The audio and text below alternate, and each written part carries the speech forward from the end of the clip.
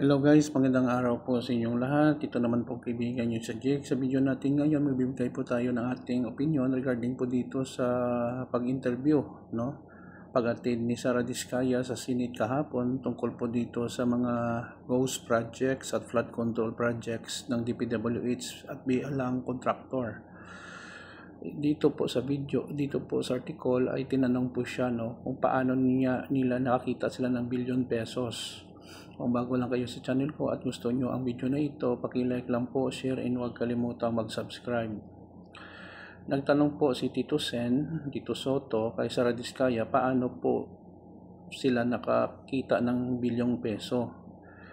Sabi ni, ayon po sa video, sabi ni Sara Diskaya, this splice the video. Parang hindi naman totoo na splice ang video, tuloy-tuloy naman ang video.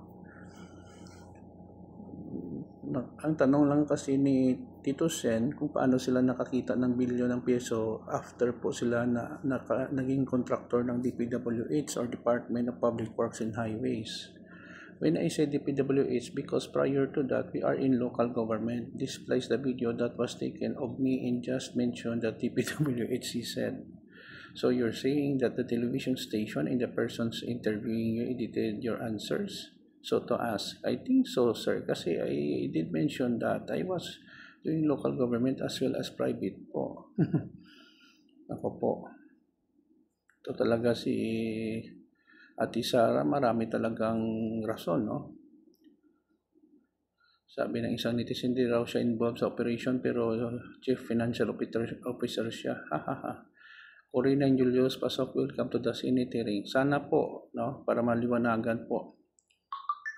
May panibagong naman pag-uusapan from Alice Go, VP Sara sa Bongero Contractors Diskaya. It's good that these issues are being resurfaced.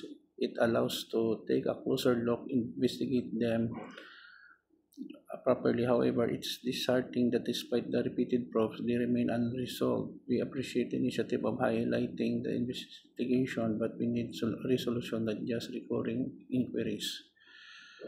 If the video was indeed spliced to represent your statement, have you taken any step to formally request the TV station or farm interviewer to release the unedited footage or issue correction? My British and American accent yan, hope committee understand her. Literally yan, yung inbox ba rin sa recommendation. Tatawa ako guys, parang alis ko din ito Regardless of LGU, private book of earnings should be possibly in the PWH. I don't think so. All the case in the Philippines, they started investigation, but all of them unresolved, like sa Bongero and then another contractor.